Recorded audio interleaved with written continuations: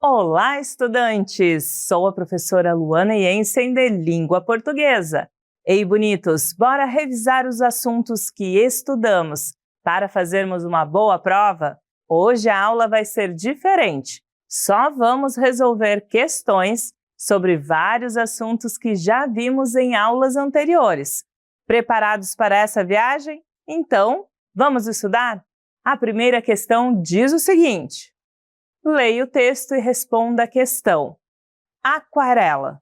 De uma América a outra, eu consigo passar num segundo. Giro um simples compasso e num círculo eu faço o mundo. Um menino caminha e caminhando chega num muro. E ali logo em frente, a esperar pela gente, o futuro está. E o futuro é uma astronave que tentamos pilotar. Nosso enunciado diz o seguinte: qual trecho da música possui metáfora? Letra A, um menino caminha. Letra B, a esperar pela gente o futuro está. Letra C, e o futuro é uma astronave. Ou letra D, e caminhando chega num muro. Bonitos, antes de analisarmos as alternativas, vale lembrar que a metáfora é uma figura de linguagem que compara dois elementos diferentes, mas sem usar as palavras como ou parece. É quando dizemos que uma coisa é outra, para deixar a ideia mais bonita ou mais literária. Bom, primeiramente dizer que a metáfora no verso "um menino caminha" não está correto, porque aqui a frase está falando de algo bem literal. Um menino está andando. Nada de comparação escondida. Então, vamos eliminar a letra A. Além disso, pessoal, o verso "a esperar pela gente o futuro está" também não traz nenhuma metáfora. Ele só está dizendo que o futuro está ali, esperando, como se fosse uma pessoa, dando vida ao futuro, mas sem fazer uma comparação com outra ideia. Eliminem a letra B. E a letra D, com o trecho "e caminhando chega num muro", também não é metáfora. Ela está dizendo que o menino caminhou e encontrou um muro.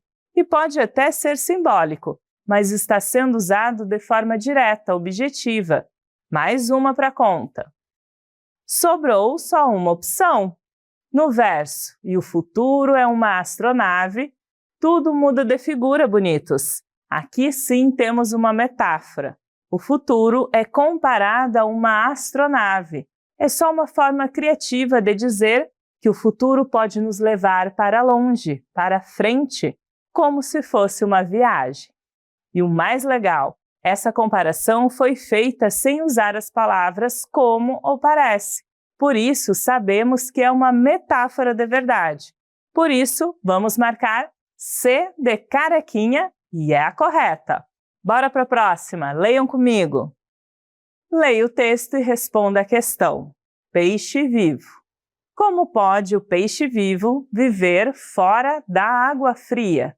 Como pode o peixe vivo viver fora da água fria? Como poderei viver? Como poderei viver? Sem a tua, sem a tua, sem a tua companhia.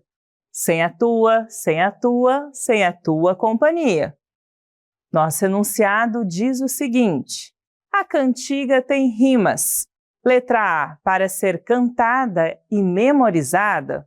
Letra B, para causar humor e divertir. Letra C, para ser declamada como poesia. Ou letra D, para contar uma história real.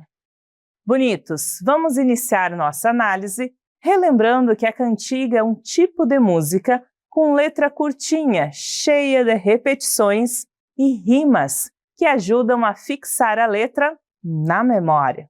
Ela geralmente tem uma melodia simples e é muito usada com crianças por ser fácil de lembrar e cantar.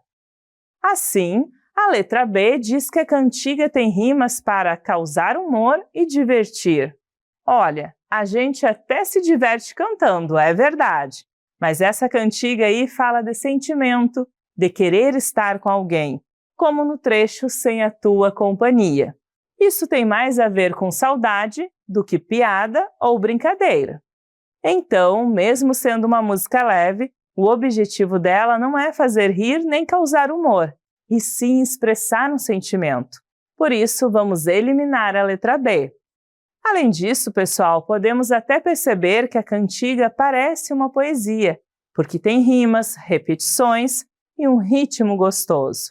Mas o que faz uma cantiga ser cantiga é justamente isso. Ela foi feita para ser cantada, com melodia, e não só falada como um poema. Eliminem a letra C. E a letra D diz que a cantiga serve para contar uma história real. Muitas vezes as cantigas inventam situações ou misturam realidade com fantasia, como um peixe que sai da água ou uma boneca que fala. Isso mostra que elas não são feitas para contar fatos reais. Então, eliminamos a letra D também. Sobrou só uma opção, hein, galera? A letra A diz que a cantiga tem rimas para ser cantada e memorizada. E é exatamente isso. As repetições e rimas são feitas para facilitar o canto e fazer com que a gente grave rapidinho a letra. Por isso, a de amiguinhos é a correta. Maravilha, hein, bonitos? Próxima questão. Leiam comigo. Leia o texto e responda a questão. Propósito. De rosto aberto, de peito erguido, bem aguçado cada sentido. Tecer com calma meu pensamento. Palavra justa, olhar atento. Com passo firme, pisar no chão e com amor no coração, abrir os braços. Em união com toda a terra, com cada irmão. Bonitos, aguçado significa atento, capaz de perceber as coisas com clareza. Nosso enunciado diz o seguinte: o poema apresentado, letra A, não possui rimas entre os versos? Letra B, possui 2 estrofes de 8 versos? Letra C, possui 16 estrofes e 2 versos? Ou letra D, aliteração com a consoante T? Bonitos, para iniciarmos a análise, vale lembrar que o poema é um tipo de texto escrito em versos, organizados em estrofes, e usa um jeito mais criativo, cheio de ritmo, som e muitas vezes rimas. Os poemas são feitos para transmitir sentimentos, ideias ou reflexões por meio da linguagem poética. Bom, primeiramente, a letra A diz que não possui rimas entre os versos, mas se lermos com atenção, percebemos que possui sim algumas rimas suaves, como pensamento, atento, chão, irmão. Então, não podemos dizer que não tem rima nenhuma. Eliminem a letra A. Já a letra B diz que o poema possui 2 estrofes de 8 versos, e isso está certinho. Dá para contar direitinho. São 2 partes com 8 versos cada. Por isso, B de beijinho poético. Essa é a correta. Além disso, pessoal, a alternativa C, que diz que o poema tem 16 estrofes e 2 versos. Na verdade, são 2 estrofes e, como já vimos, o total de versos é que é 16. A letra confundiu tudo, então podem riscar também. E a letra D traz a indicação de que o poema apresenta a aliteração com a consoante T. Apesar de termos palavras com T, como tecer, atento e todo, essa repetição não é forte nem constante o bastante para ser considerada uma aliteração marcante no poema todo. Então, essa também não vale. Olha só, bonitos, vocês são feras, hein? Bora para mais uma questão? Leiam comigo. Leia o texto e responda a questão. Matilda levantou-se e começou a dizer a tabuada do 2. Quando chegou ao 2 vezes 12, 24. Ela não parou. Continuou com 2 vezes 13, são 26. 2 vezes 14, são 28. 2 vezes 15, são 30. 2 vezes 16. Pare. A senhorita Mel pediu. Ela estava fascinada com aquele desfile perfeito de números. Até onde você sabe? Até onde? Não sei, senhorita Mel. Acho que até bem longe. Matilda respondeu. A senhorita Mel ficou em silêncio por alguns segundos, refletindo sobre o que acabara de ouvir. Nosso enunciado pede o seguinte: no trecho destacado, em que parte a senhorita Mel falou com a Matilda? Letra A. Ela estava fascinada com aquele desfile perfeito de números? Letra B. Até onde? Não sei, senhorita Mel. Letra C. Pare, a senhorita Mel pediu. Ou letra D.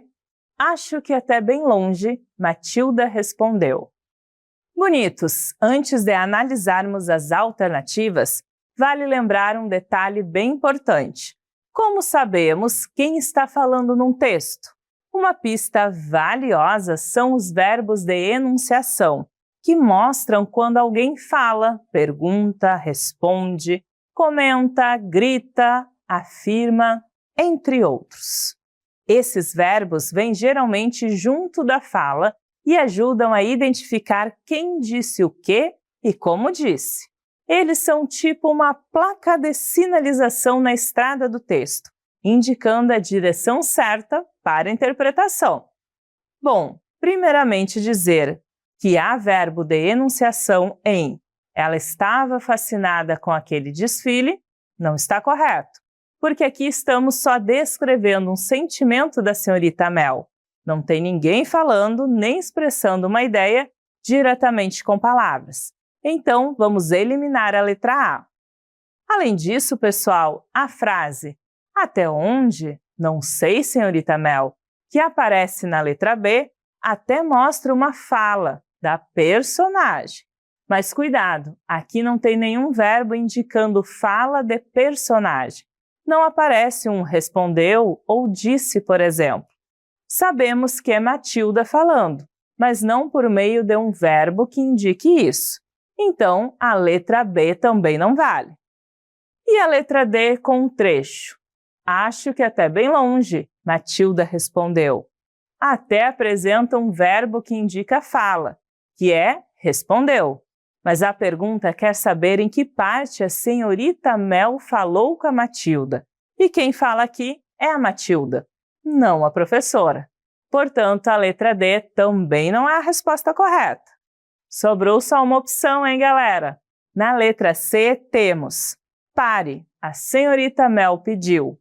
Olha aí o verbo pediu, bonitinho, mostrando claramente que a senhorita Mel falou e ainda como ela falou. Isso sim é um verbo de enunciação funcionando direitinho. Por isso, C de carequinha é a nossa correta. Maravilha, pessoal! Vamos agora a mais uma questão. Essa é um super desafio, então fiquem atentos, hein? Leia o texto e responda a questão. Felpo Filva. Na Toca 88 da Rua Despinhos, na cidade de Rapidópolis, morava um coelho solitário. Ele não recebia visitas, não tinha amigos, nunca queria saber de conversa com ninguém. Os vizinhos já estavam acostumados. Diziam que ele vivia no mundo da lua, que era distraído e desligado, e que tudo isso se podia entender, pois ele era um poeta. Ele era o famoso poeta e escritor Felpo Filva.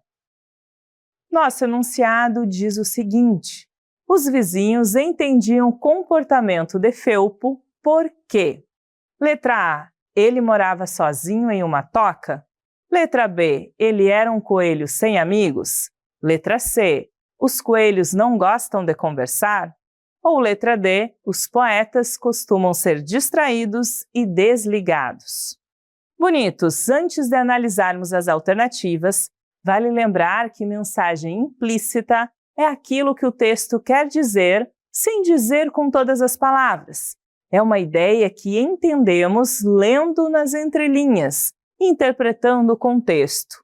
Não está escancarada no texto, mas dá para perceber com atenção. Bom, primeiramente dizer que os vizinhos entendiam o comportamento do felpo porque ele morava sozinho em uma toca, como afirma a letra A, não está correto. Isso é apenas um fato sobre onde ele morava, e não uma explicação sobre o comportamento dele. Então, podem eliminar a letra A. Além disso, pessoal, a letra B diz que os vizinhos entendiam o jeito do felpo porque ele era um coelho sem amigos. Mas essa também é só uma característica dele. O texto até menciona isso, mas não explica o motivo da compreensão dos vizinhos com base nisso. Mais uma para cortar. Mandem embora a letra B. Mais uma coisa. O fato de os coelhos não gostarem de conversar não tem nada a ver com o que está no texto. Isso é uma coisa que o texto não sugere em nenhum momento. Então, a letra C também está errada. Sobrou só uma opção, hein, bonitos? A letra D diz que os poetas costumam ser distraídos e desligados. Isso sim é o que os vizinhos achavam. O texto mostra que eles justificam o jeito esquisito do felpo justamente porque ele era poeta. Ou seja, para eles, ser desligado fazia parte das características de todo poeta. Isso é uma mensagem implícita, que deduzimos pelo que está escrito nas entrelinhas. Por isso, D de deduzir é a resposta correta. Muito bem, pessoal! Vamos a mais uma questão desafio? Em breve, o professor Raul vai explicar ainda mais essas ideias escondidinhas nos textos. Leiam comigo. O que é maracatu? Entenda sua origem e conheça a importância dessa manifestação cultural. O maracatu é um dos ritmos populares mais importantes da região nordeste do país, caracterizado por representar a cultura da Zona da Mata do estado de Pernambuco. Há muitos anos o maracatu envolve e surpreende pessoas do mundo inteiro. A celebração popular de origem africana surgiu por volta do século XVII, em Pernambuco, em um período onde havia escravização no país. Segundo informações divulgadas pelo JC Cultura, o maracatu seria um festejo que relembra a coroação dos reis do Congo, que ocorriam em diferentes partes do Brasil desde o período colonial. Somente a partir dos anos 1930, com a realização do primeiro Congresso Afro-Brasileiro, o maracatu passa a ser visto como símbolo que representam Pernambuco e o seu povo. Nosso enunciado diz o seguinte: o assunto principal do texto é: letra A, a história do maracatu; letra B, a coroação dos reis do Congo; letra C, o sucesso do maracatu no mundo; ou letra D, o primeiro Congresso Afro-Brasileiro. Ao lermos o texto com atenção, conseguimos perceber que o autor está nos apresentando uma explicação completa sobre o maracatu, desde sua origem histórica até sua valorização cultural ao longo do tempo. Esse conjunto de informações nos ajuda a entender qual é o tema central, ou seja, sobre o que o texto fala de maneira mais ampla. A letra B diz que o assunto principal é a coroação dos reis do Congo.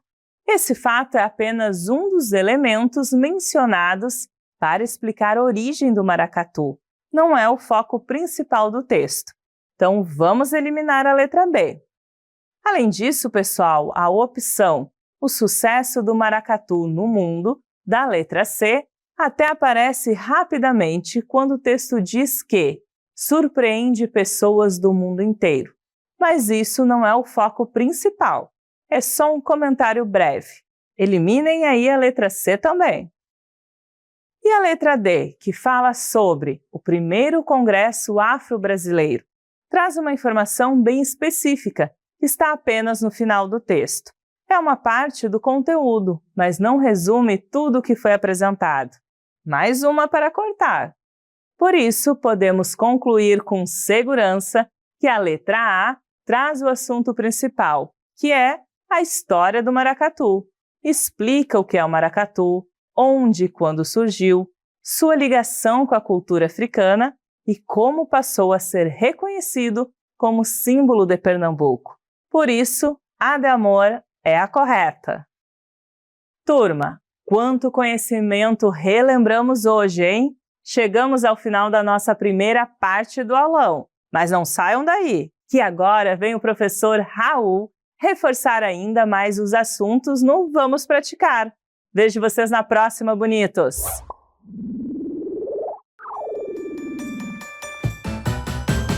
Fala galerinha, hora de começar.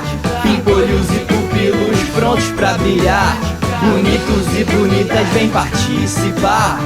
Com a Super Ensino vamos praticar. Vamos começar. Vem participar. Vamos praticar. Vamos praticar. Vamos praticar. Olá, pupilinhos! Tudo bem com vocês? Eu espero que sim! Hoje eu vou ajudar vocês a praticar dois assuntos muito importantes, que são os seguintes: como identificar as informações implícitas e o tema de um texto. Prestem bastante atenção, pessoal, e divirtam-se! Vamos à primeira questão? Leia o texto e responda à questão. A borboleta. Trazendo uma borboleta, volta Alfredo para casa. Como é linda, é toda preta, com listas douradas na asa. Contente, o menino grita: é a primeira que apanho. Mamãe, vê como é bonita, que cores e que tamanho. Vamos lá, gente. Apanhar significa pegar ou recolher com as mãos. E o comando da questão é o seguinte: qual a mensagem implícita do poema? Letra A. A borboleta tinha listas douradas na asa. Letra B. A mãe de Alfredo amou a borboleta. Letra C. A borboleta é um pouco azulada. Letra D. O menino nunca tinha pegado borboletas. Agora é com vocês, pupilinhos! Tempo na tela!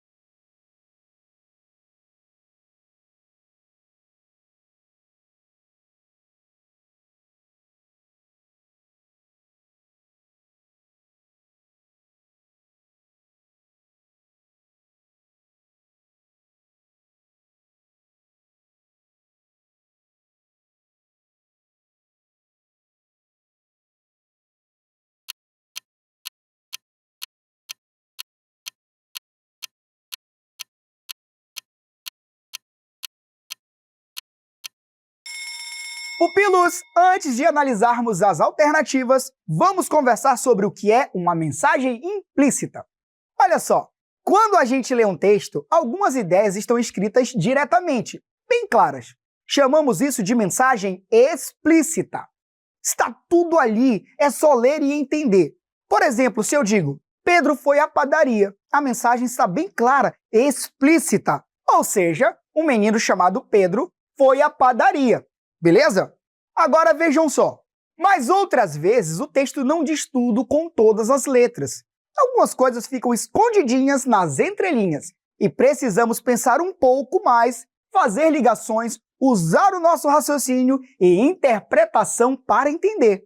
Isso é o que chamamos de mensagem implícita. É aquilo que o texto quer dizer, mas sem falar diretamente. Por exemplo, se eu digo, finalmente o Pedro foi à padaria. Aí eu tenho uma mensagem implícita, escondida.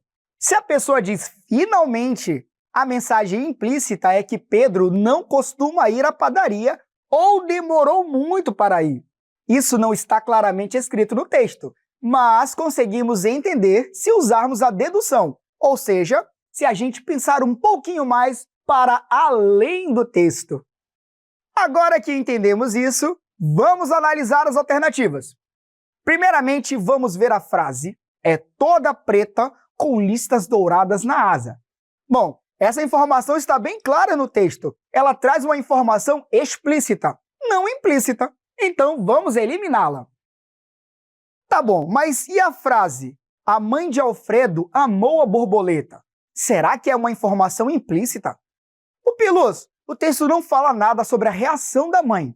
Não diz se ela gostou, não gostou, nem se respondeu ao menino. Então, não podemos afirmar isso, certo? Como não temos nenhuma pista direta ou indireta no texto, também eliminamos a alternativa B.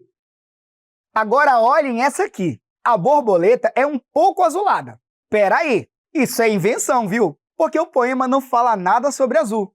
As únicas cores que aparecem são preta e dourada. Essa alternativa está totalmente enganada, então não vamos considerá-la. Sobrou só uma, hein, pupilos? Vamos ver o que diz o menino nunca tinha pegado borboletas. Ahá! Achamos a informação que está implícita no texto, pupilos. Olhem o que o poema diz. É a primeira que apanho. Mamãe, vê como é bonita. Pupilos, esses versos são bem importantes. Quando Alfredo diz que é a primeira borboleta que apanha, ele está revelando implicitamente que nunca tinha pego uma antes. Ele não precisa dizer com essas palavras, nunca peguei uma borboleta, mas entendemos isso por meio da frase. Isso é uma mensagem implícita porque não está explicada diretamente, mas a gente deduz com facilidade. Então, a letra D de dedução é a resposta correta. Meus queridos, guardem isso no coração de vocês. A mensagem implícita é aquilo que a gente entende mesmo que o texto não diga com todas as palavras. Usamos as pistas do texto e o nosso raciocínio para descobrir o que está sendo dito nas entrelinhas. E é isso que a gente fez aqui. E vamos que vamos, pupilos! Vamos fazer uma próxima questão. Leiam comigo. Leia o texto e responda à questão. Pupilos, observem que temos um cartaz que diz: valorize cada gota. O que é pouco para você pode ser tudo para alguém. Vamos lá, que mensagem podemos inferir a partir desse texto? Letra A, existem pessoas que não têm acesso à água. Letra B, a água não é valorizada pelas pessoas do Brasil. Letra C, a água é menos preciosa do que o dinheiro. Letra D, existe pouca água no território brasileiro. Agora é com vocês!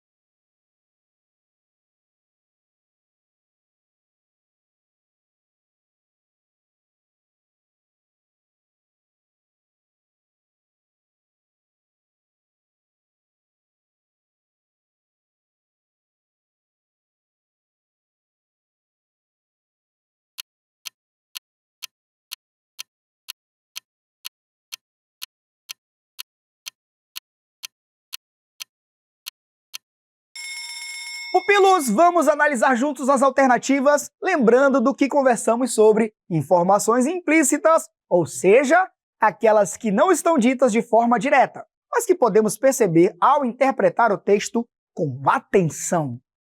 Bom, a letra B fala que a água não é valorizada pelas pessoas do Brasil, mas o texto não traz nenhuma indicação de que o problema está no Brasil ou que as pessoas não valorizam a água. Já a letra C diz que a água é menos preciosa do que o dinheiro. Essa é uma ideia que o texto não diz em nenhum momento. Muito pelo contrário, o texto sugere que a água é muito preciosa e que devemos valorizá-la. Podem tirar a letra C, pessoal! A letra D, pupilos, fala que existe pouca água no território brasileiro. O texto não discute a quantidade de água disponível, mas sim o valor que a água tem para algumas pessoas, independentemente da quantidade existente no país. Ou seja, vamos retirando a letra D também.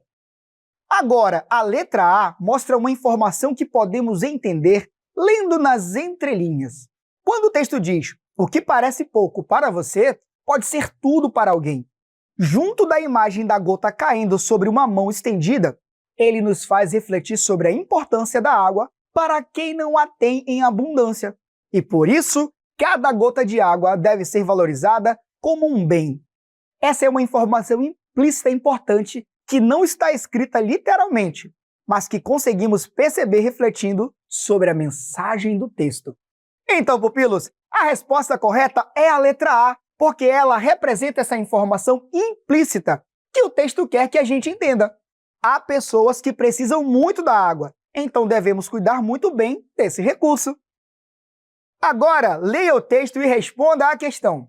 Jovem amazonense leva projeto para a maior feira de ciência do mundo nos EUA. O estudante amazonense Elime Neve Benzecri, de 17 anos, vai representar o Brasil na Feira Internacional de Ciência de Engenharia, em maio de 2025, em Columbus, Ohio, nos Estados Unidos. Ele desenvolveu um projeto que resgata o uso do ariá, tubérculo tradicional da Amazônia, como alternativa no combate à insegurança alimentar. Intitulado Amazônia Chibata Ariá, uma alternativa de alimento para o combate da insegurança alimentar na Amazônia brasileira em tempos de mudanças climáticas.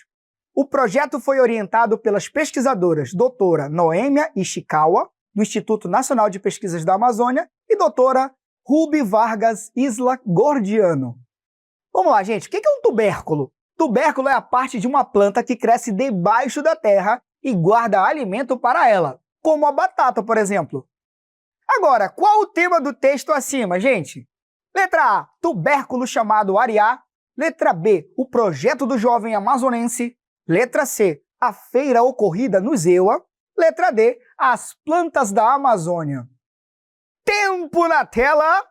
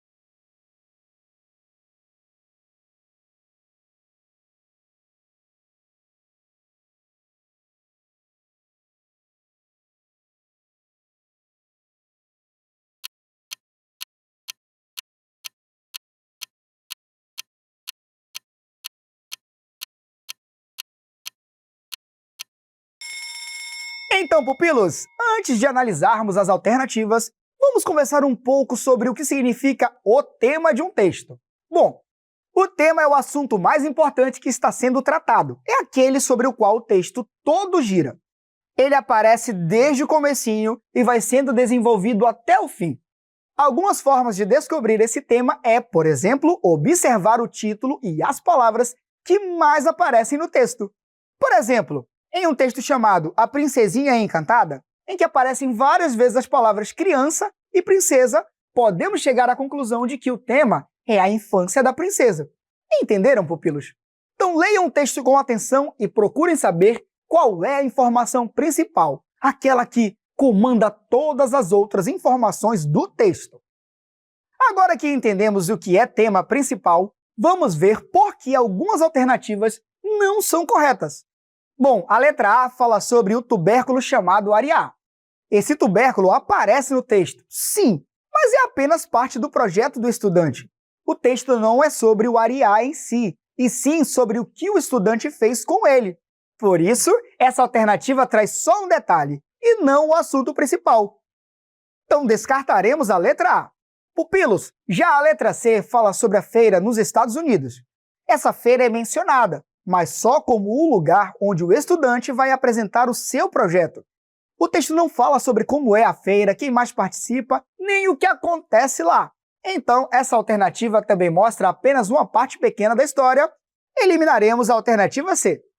Já a letra D diz que o tema são as plantas da Amazônia. Meus queridos, esse texto nem fala sobre várias plantas, só menciona uma e bem rapidinho. Então, essa opção também está fora de questão. Muito bem, pupilos! Então, qual a resposta correta? Vamos voltar ao nosso texto. O título já nos dá uma dica. Jovem amazonense leva projeto para a maior feira de ciência do mundo nos EUA. No primeiro parágrafo, já ficamos sabendo que o estudante Eli, de 17 anos, vai representar o Brasil com um projeto sobre o areá, um tubérculo da Amazônia, como alternativa para combater a insegurança alimentar, ou seja, como forma de alimentar a população mais carente. Depois disso, o texto continua explicando o nome do projeto, qual foi a ideia principal dele e quem ajudou o estudante a desenvolvê-lo. Ou seja, tudo que está no texto gira em torno do projeto que o Eli criou e do reconhecimento que ele está recebendo por isso. Portanto, a alternativa B é a resposta correta, porque o tema principal do texto é o projeto do jovem amazonense. Leia o texto e responda à questão. Formigas produzem leite? Descoberta surpreende cientistas. Elas não se movimentam, não se alimentam, não fazem nada óbvio em meio a toda a agitação em curso no formigueiro, afirma Daniel Cronauer, da Universidade Rockefeller, em Nova York, Estados Unidos, que é mirmecólogo, um cientista que estuda formigas. Nesta semana, em um novo artigo publicado na revista científica Nature, Cronauer e seus colegas revelaram que algumas formigas, que geralmente passam despercebidas, prestam um serviço crucial à colônia. Seus corpos em desenvolvimento produzem uma substância semelhante ao leite, que fornece nutrientes importantes para o restante da colônia. E esse fenômeno não está presente apenas em uma espécie, mas em no mínimo uma espécie em cada uma das 5 principais famílias de formigas. Bom, meus queridos, o texto tem como assunto principal, a letra A, as formigas que são operárias nas colônias. Letra B, as formigas que ajudam a abelha rainha. Letra C, os cientistas que estudam o leite das formigas. Letra D, o fato de certas formigas produzirem leite. Tempo na tela!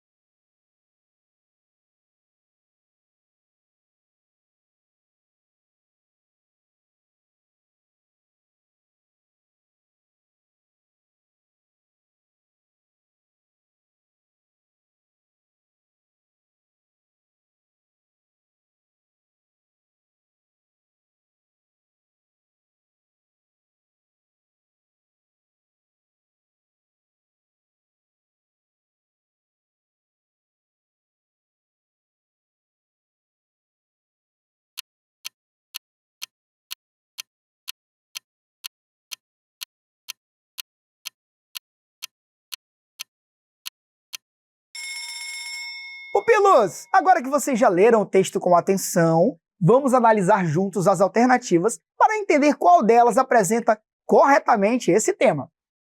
Bom, a letra A fala sobre as formigas que são operárias nas colônias.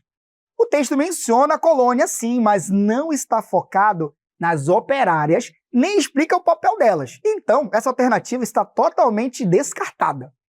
Pupilos, já a letra B fala sobre as formigas que ajudam a abelha rainha.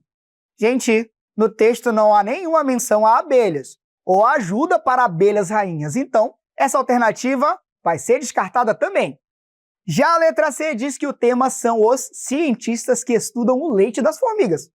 Bom, o texto cita um cientista e seu estudo, mas o cientista é apenas uma parte do texto que serve para apresentar a descoberta. Não é o tema principal. Muito bem, pupilos. Então, qual a resposta correta? Vamos voltar ao nosso texto. O título já nos dá uma dica. Formigas produzem leite? Descoberta surpreende cientistas. Pupilos, no corpo do texto, descobrimos que certas formigas produzem uma substância parecida com leite, que é muito importante para a colônia. O texto explica essa descoberta e destaca que ela acontece em várias espécies de formigas. Por isso, a alternativa D é a correta, porque o tema principal do texto é o fato de certas formigas produzirem leite. Pupilos, terminamos mais um aulão. Vocês foram o máximo me acompanhando até aqui. Eu espero que vocês continuem arrasando desse jeito sempre. Abraço e até a próxima. Tchau!